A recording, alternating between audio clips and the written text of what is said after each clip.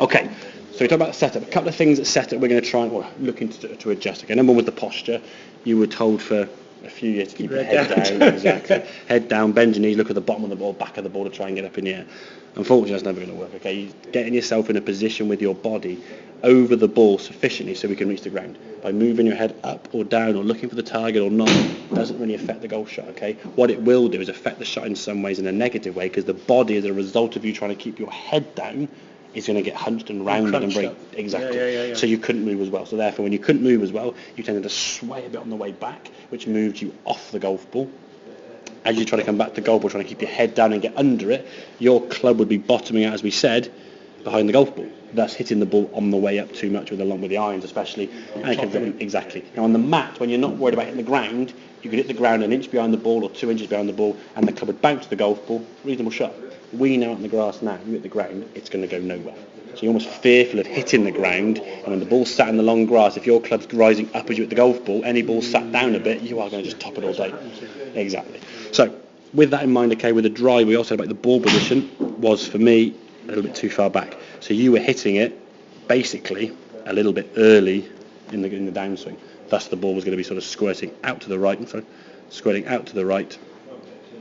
and fairly low and weakish as well.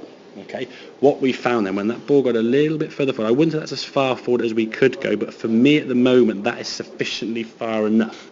Results of the shots you're just hitting have proved that for me, it doesn't seem too far forward. It is further forward as we can see, but it's not as far forward as you could do. But I think gradually doing it bit by bit to go for it. It's like, say, if you're going to the gym to try and improve your run on a treadmill or lift some weights, you wouldn't go from, say, 10 kilograms to 50 kilograms in one go. You gradually go through bit by bit. Or if your fastest 10k was an hour, you wouldn't try and go to half an hour next week. You try and go 55, 50, and you gradually pursue it. So I think for the next 2 or 3 weeks, depending on which golf you're going to play, keep it where it is there, just left of centre, and in time maybe move it gradually. Because what you'll see, the issue we said, the swing now with the posture being good, you see almost just there, just sort of shoulders sort of relaxing down there. You see, so rather than this hunched, they just relax down there. That sort of relaxing of the shoulders. That's getting you back in a better position. That means now we can create some club head speed. So because of that, now as you get in a better posture, okay, as that club goes back, there we go, we can make a shoulder turn now in a big turn, but because we're still a little bit more reactionary with the downswing, this move is still going to be an issue whether we come to the golf ball with the arms bending. If the ball position goes too far forward too quick, you'll just top it. Okay, so by moving it forward gradually, okay, we can start incorporating a little bit more width in that swing. And again, even though it's some good, I say that head's not as much stand. Even there, you see the head sort of still down, trying to almost see where the ball was. I mean, your head sort of looking down here somewhere. You almost finished the swing.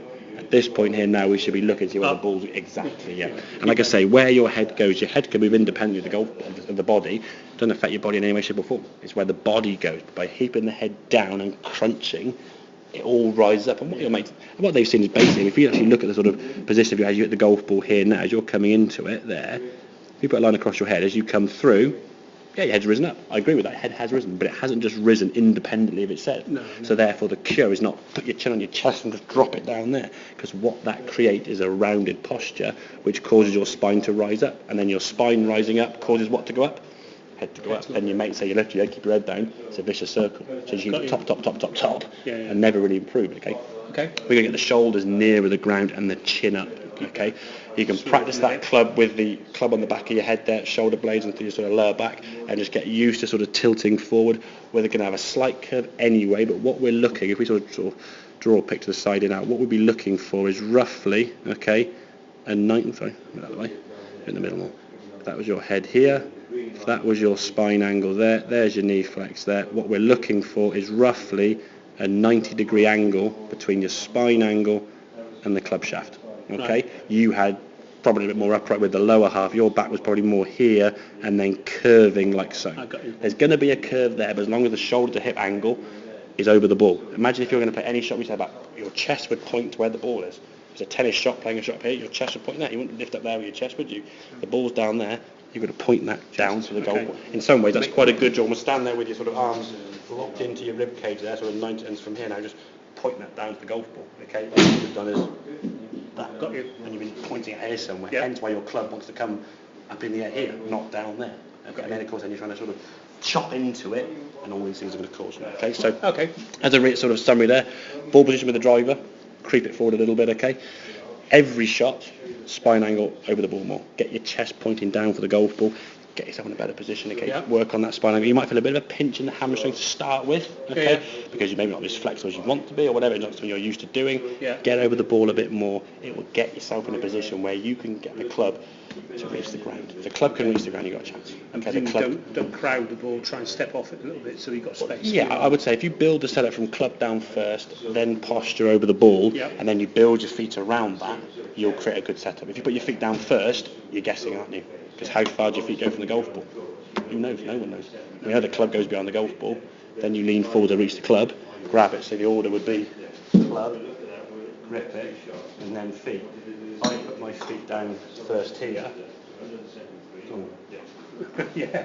You're guessing, aren't you? It's going to be a guess. It'd be a good guess. The club. Always start with the club first. Posture.